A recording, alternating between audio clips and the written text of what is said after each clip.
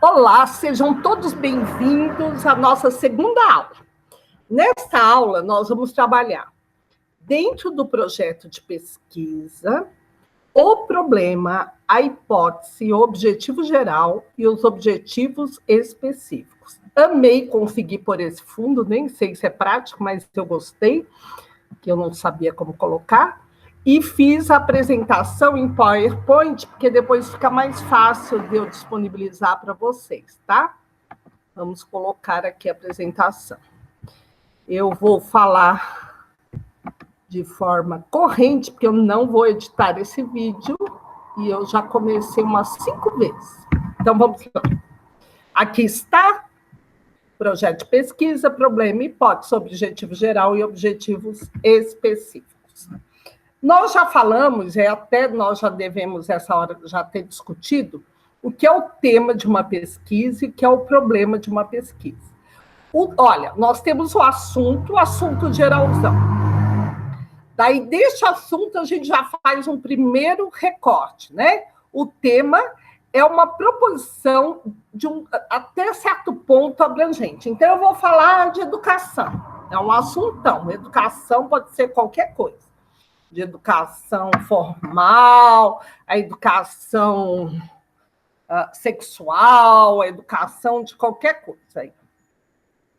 Mas o tema, eu já falo assim, não, vou falar de educação superior no Brasil. Já é um tema, mas ele é um problema? Não. Por quê? O problema é uma coisa mais específica. Ele indica exatamente qual é a dificuldade que se pretende resolver. Então, o problema é uma proposição. O problema, você propõe chegar a um resultado. A partir do problema, você formula uma hipótese. O que é uma hipótese? É o enunciado geral de relações entre as variáveis. Não há problema sem relacionar variáveis. Fala assim, às vezes você... Um aluno fala assim, não, professor, eu queria... eu vou fazer uma pesquisa, eu quero falar sobre educação no Brasil. Você fala, sim, mas quer falar que é boa, que é ruim, que é a superior? Não, eu quero falar sobre educação superior. Mas educação superior é uma variável só. Então, você, para formular um problema, você tem que correlacionar uma ou mais variáveis. Segundo Schreiber, em 1974, hipótese pode ser definida como exteriorizações conjecturais sobre relações entre dois fenômenos, sendo que esta representa os verdadeiros fatores produtivos da pesquisa, com os quais podemos desencadear o processo científico. Nossa, que difícil, né? As relações podem ser entre dois ou mais fenômenos, entre duas ou mais variáveis, né? E por que ela representa exteriorizações conjecturais? Porque vou falar de uma variável interessante. A nossa relação com o mundo virtual. Era uma antes da pandemia e uma depois da pandemia. Então, quando mudam as conjecturas, muda a situação, essas relações também mudam. É óbvio, né? Então, é nesse sentido que ele está fazendo. Então, sempre, quando você relaciona variáveis, você relaciona em um determinado tempo e um determinado espaço. Essa representa verdadeiros fatores produtivos da pesquisa. Olha que bonito, né? É com aquilo que você vai trabalhar, ou seja, é em cima das variáveis que você vai produzir, com os quais podemos desencadear o processo científico. Ou seja, a partir das variáveis, é o teu material para produzir a pesquisa, é onde você vai, que quer desencadear o processo científico, aplicar uma metodologia através de métodos de pesquisa para que você possa fazer aquela pesquisa. Os principais objetivos da investigação científica devem ser, primeiro, responder ao problema, ou seja, é saber se a hipótese apresentada será verdadeira ou falsa.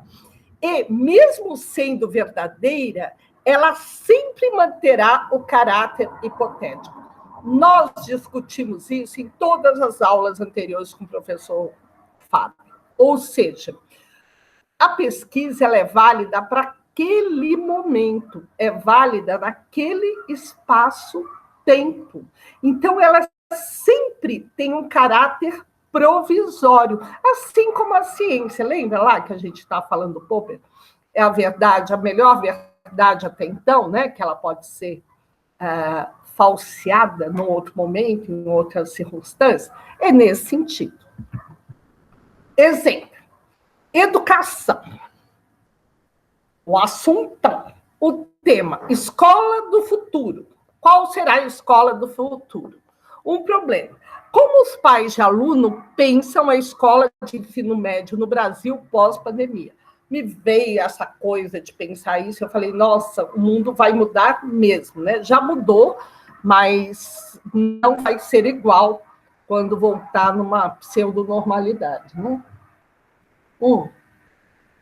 Assim, uma vez formulado o problema, com a certeza de ser cientificamente válido, propõe uma resposta suposta, provável e provisória. Isso é uma hipótese. Então, uma hipótese é sempre uma resposta ao seu problema, porém, ela é provisória, tá? Mesmo que ela seja confirmada. Se for refutada, então, é mais provisória ainda.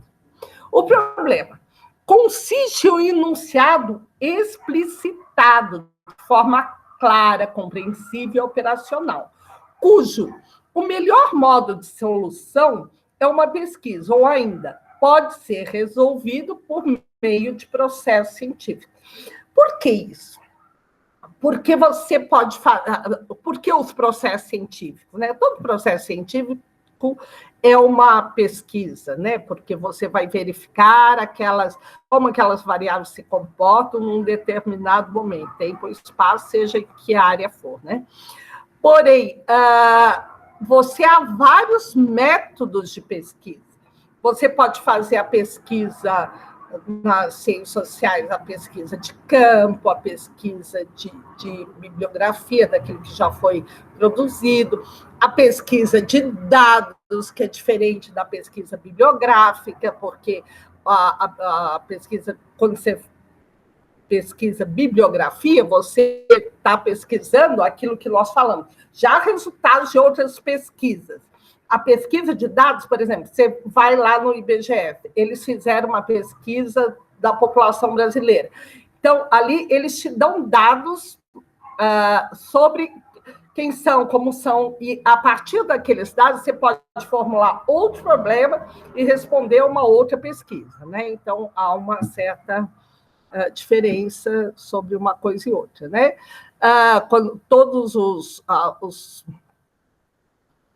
Claro que até os dados consistem numa pesquisa, mas tem pesquisa só para levantar dados e outra pesquisa para especular, analisar, interpretar, correlacionar os dados. É isso que eu estou falando, tá? Vamos lá.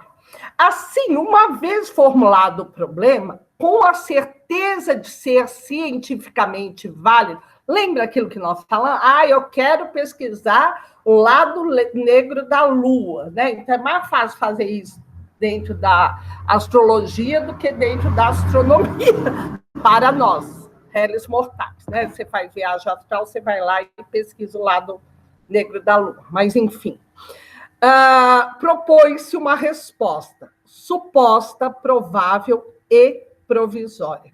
Isso é uma hipótese.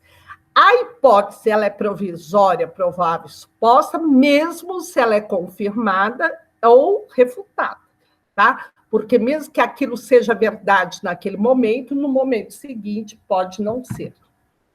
Como o problema se relaciona com a hipótese? Problema. Como os pais de alunos de ensino médio pensam em escola no Brasil pós-pandemia? Nem sei porque me veio essa ideia. Esse tema, mas enfim, este problema. Vamos lá, pensar nisso. Os pais esperam que haja uma junção entre educação presencial e educação virtual, onde os encontros presenciais sejam espaços de interação e discussão, e os encontros virtuais de transmissão e ou orientação de conteúdos. Com isso, se tem uma necessidade de menos tempo nas escolas, diminuição de custos operacionais e otimização do aprendizado. Por que eu pensei nessas coisas? Né? Eu falo, nossa, pós-pandemia, você vai deixar o menino lá na escola 6, 7 horas, sei lá quanto tempo tem ensino médio, né? 7, 8, 9, 10, 11, 12, 5 horas, pelo menos. Daí eu falei, não, agora pós-pandemia, ele pode ficar lá 3 horas para interagir com os colegas, interagir com os professores, usar laboratórios ou recursos que só tenham na escola, mas ter as aulas expositivas ou conteúdo todo disponibilizado através da internet. Daí eu pensei como nós mudamos mesmo antes da pandemia, né? Porque antes, qual era o nosso referencial com conteúdo? Era através dos livros. Onde estavam os livros? Nas bibliotecas. E onde estavam as bibliotecas?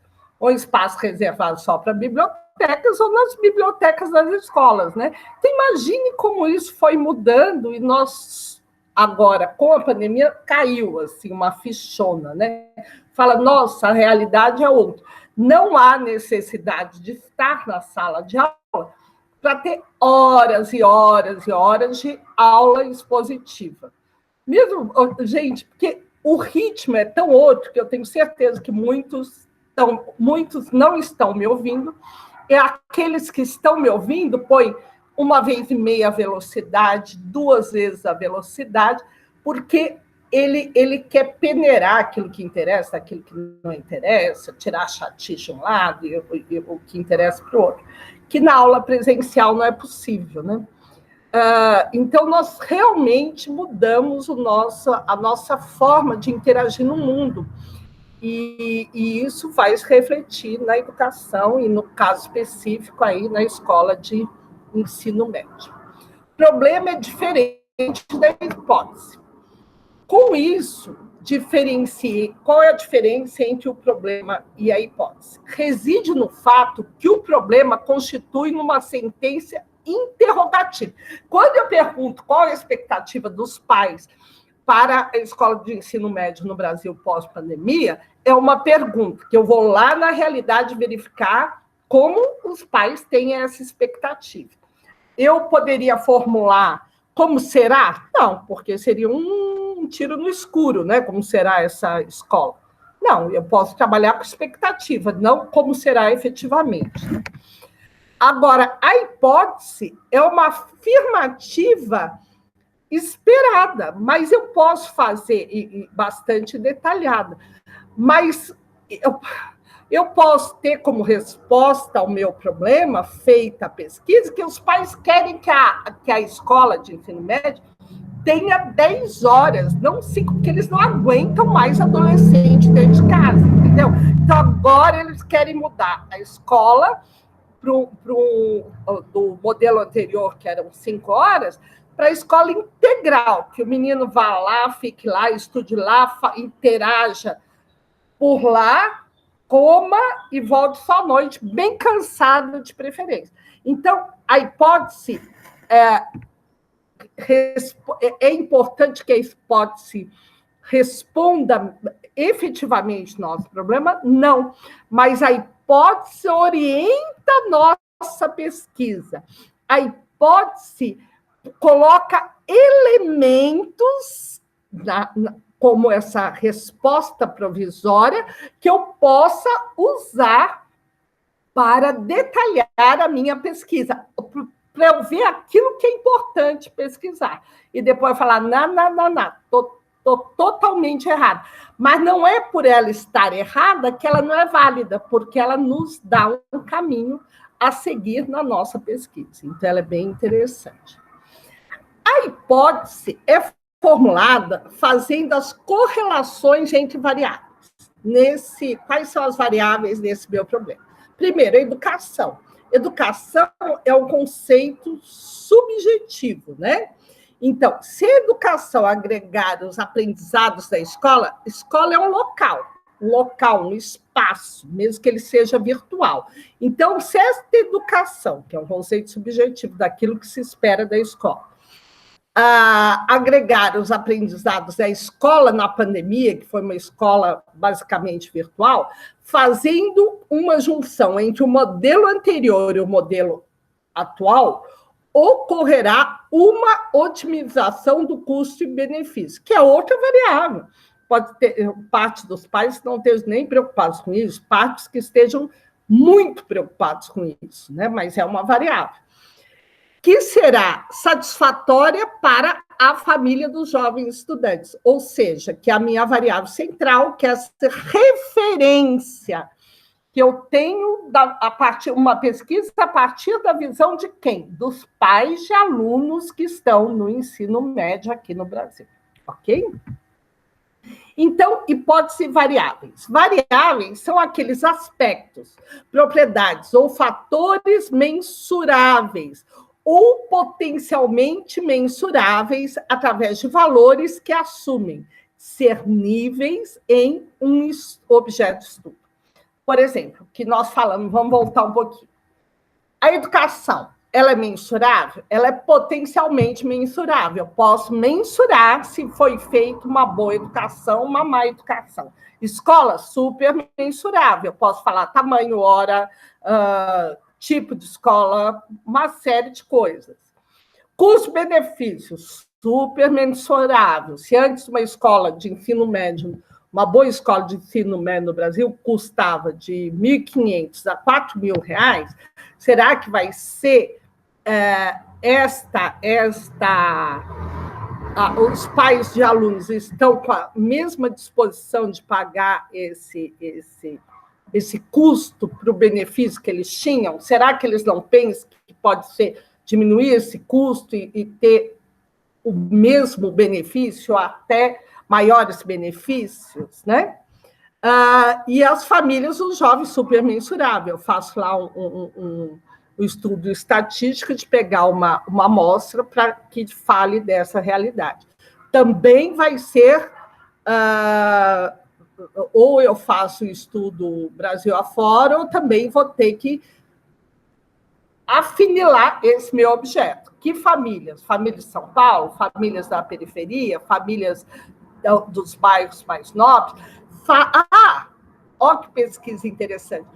Famílias de escolas. Não, já pensou fazer um estudo comparativo de famílias de estudantes que estão na escola pública e famílias de estudantes que estão pagando X ou famílias que estão pagando Y pela escola de ensino médio? Bem legal também, né? Exemplo, variáveis na física, massa, peso, velocidade, energia, variáveis nas ciências sociais, inteligência, status social, classe social, salário, idade, escola, educação, motivação, etc.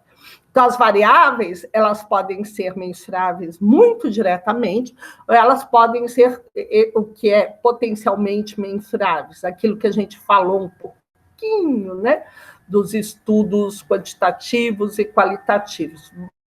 Variáveis que são diretamente mensuráveis nos dão a possibilidade de trabalhar com os estudos quantitativos, né? Quais são as famílias, quantos estão dispostos a pagar, coisas bem objetivas. Outros com estudos mais qualitativos, o que eles esperam da escola, qual a expectativa frente a uma nova educação. Isso daí são estudos que merecem uma pesquisa qualitativo. O trabalho, o tema geral do trabalho, eu tenho lá um temão, né? Educação. Delimitação do tema no tempo e no espaço. Espaço. Brasil no tempo a partir da pandemia. A partir de 1 ano, 2, sei lá. Por exemplo, aqui um outro exemplo, porque muita notícia esse tempo todo, né? Tema, meio ambiente, espaço, meio ambiente no mundo, nas Américas, na Ásia, nos Estados Unidos, sei lá. Delimitando, América do Sul. Brasil, cidade, São Paulo. delimitando no espaço. Olha lá, enchentes em São Paulo. Áreas que sofrem com as enchentes na cidade de São Paulo de 2015, depois aqui eu mudei, que eu pus de 2012 para 2020. Depois vocês pesquisem lá, porque eu pus 2015, depois 2012, só para provocar um pouquinho. Não vou responder aqui. Então, vamos lá. Qual é o problema? Quais os principais fatores responsáveis pela ocorrência de enchentes no município de São Paulo no período de 2012 a 2020? Este é o meu problema. Quais foram os fatores que provocam mais ou menos enchentes no município de São Paulo neste período, tá? Qual é a minha hipótese? Os fatores responsáveis pela maior ocorrência de áreas impactadas pela enchente no município de São Paulo, neste período, 2012-2020, são aqueles relacionados à falta de políticas públicas voltadas à prevenção do fenômeno em épocas de chuva. Olha que legal. O que é o objetivo no projeto de pesquisa? O geral responde ao problema. O meu problema são as enchentes de São Paulo neste período. Eu quero saber o que levam a ter maior ou menor ocorrência de enchentes e agravante dessas enchentes. Depois nós vamos ver lá nos específicos. Específicos são aqueles que levam a responder objetivo geral, respondem perguntas intermediárias que, somadas, respondem ao nosso problema. Como que eu vou correlacionar o problema de enchentes com políticas públicas, né? Eu tenho etapas aí para serem cumpridas. Então, vamos lá. Objetivo geral da pesquisa. Analisar os principais fatores responsáveis pela ocorrência de enchentes no município de São Paulo no período de 2012 ao 2020. Específicos. Olha que legal. Agora, eu falando, eu até pensei em outro objetivo específico, né? Criar uma tabela com a incidência de chuva, porque quando a gente vê assiste os jornais e fala assim, São Paulo choveu num dia que era para chover no mês de janeiro. Daí você fala, nossa, a culpa é do Santo... Não é Santo Antônio. Qual santo manda chuva? A culpa é lá dos céus, né, que mandou um monte de chuva. Mas isso não é ciência, né? Culpar os céus não é ciência. Então, dá para fazer esse comparativo também, o quanto choveu lá em mililitros e como foi impactado aqui na Terra. Né? Então, tá. Então, mas eu trabalhei com outros objetivos específicos. Primeiro, fazer um gráfico mostrando a ocorrência de enchentes na cidade de São Paulo no período de 2012 a 2020. Então, eu crio lá um gráfico do tempo pela ocorrência de enchentes. Eu tenho esses dados, olha, teve isso, teve, sei lá, pode ser por milímetros de água, ou por áreas inundadas, etc. Vou pensar. Outro objetivo, analisar as políticas públicas voltadas ao problema de enchente a cada ano na cidade de São Paulo. É só verificar o que foi feito, se limparam a boca de esgoto, se fizeram obras de como chama aquilo? Aqueles piscinões lá, né? Que o Maluf adorava fazer, porque ganha um dinheirão com aquilo, com obras caras. O que foi feito para que a limpeza, a própria coleta de resíduos sólidos na cidade, que melhora ou não a enchente, né? Ok. E outro objetivo, criar um painel das principais notícias lidadas à perda de vida, das vidas humanas, desmoronamento de áreas residenciais, o desmoronamento de casas em decorrência das enchentes nesse período na cidade de São Paulo. Olha que legal! Então, eu vou ver o que houve, de fato, em termos de enchente, que depois, num projeto de pesquisa, eu especificaria de uma maneira mais objetiva, né? Ou por tanto de água que caiu, ou por áreas alagadas que tem um controle desse pela prefeitura, né, das áreas que foram alagadas, façam um mapa nesse período, um gráfico nesse período. Depois, eu analiso as políticas públicas, que é super viável de analisar, você pode até buscar nos próprios canais quais foram as políticas públicas implementadas, até na própria prefeitura, né, ou nas regionais. E depois você cria um painel de notícias. Por quê? Porque a notícia de enchente sempre é uma notícia impactante. Então, todo verão vai ter notícia de enchente. Mas já pensou se essas notícias que falam de número de mortos, se fazer ano por ano, será que vai ter uma diferença entre essas notícias?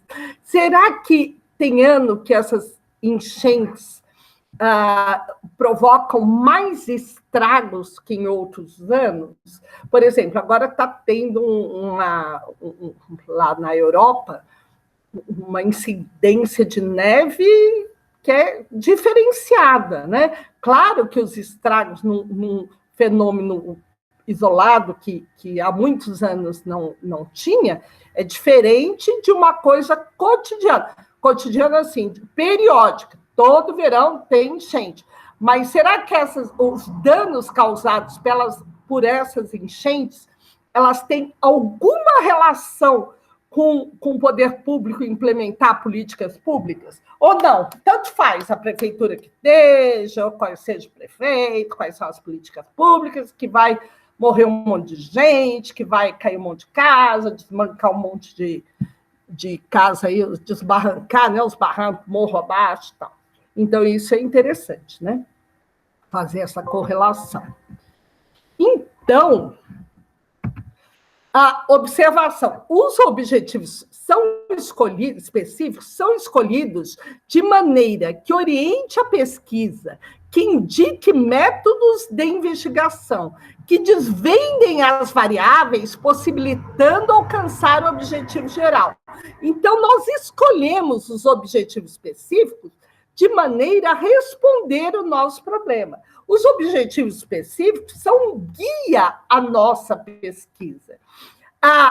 Em alguma pesquisa, objetivo específico pode ser geral? Pode. Eu fazer uma pesquisa sobre as notícias sobre enchentes pode ser um problema de uma outra pesquisa. Mas, na minha pesquisa, esses objetivos específicos nada mais são do que maneiras de eu chegar ao objetivo geral, de eu trabalhar com as variáveis que eu coloquei no meu objetivo geral, que me permitam a desvendá-las. Um problema não tem que ter variáveis, essas variáveis não têm que ser ou mensuráveis ou potencialmente mensuráveis. Então, é nos objetivos específicos que eu irei trabalhar com essas variáveis. Então, gente, isso é super importante. Não, como que eu faço? Eu gostaria muito que vocês dessem uma atenção especial a esse vídeo, a essa apresentação, que guardassem, porque na hora que vocês forem fazer os objetivos específicos e o objetivo geral do seu trabalho, do nosso trabalho, que é o projeto de pesquisa, que é o nosso meio de avaliação dessa unidade, mas também, na hora que fosse fazer para o seu TCC, para a sua monografia, para a sua dissertação, para a sua tese, vocês prestassem atenção nisso. Objetivo específico, ele te levará ao objetivo geral. Tanto é que, quando nós fazemos um trabalho, uma orientação, eu e alguns outros, uma orientação de um trabalho, uma monografia, um TCC, uma dissertação, o que acontece? Eu trabalho com esses objetivos específicos para definir, às vezes, os capítulos daquela dissertação, daquela monografia, porque eu vou trabalhar separadamente cada variável, e trabalhando todas as variáveis, eu chego ao meu objetivo geral. Então, é isto. Vamos lá. Então, por enquanto, vamos ficando por aqui. Até daqui a pouco, que nós teremos aula. tá? Tchau, muito obrigado. As dúvidas aqui, vou deixar um exercício para fazer. Adivinha qual vai ser o exercício? Pegue o teu tema, o teu problema, teu assunto, teu tema e teu problema, que fizeram na última aula, e escreva objetivo geral e objetivos específicos. Pelo menos 3 objetivos específicos. Falou? Obrigada. Tchau.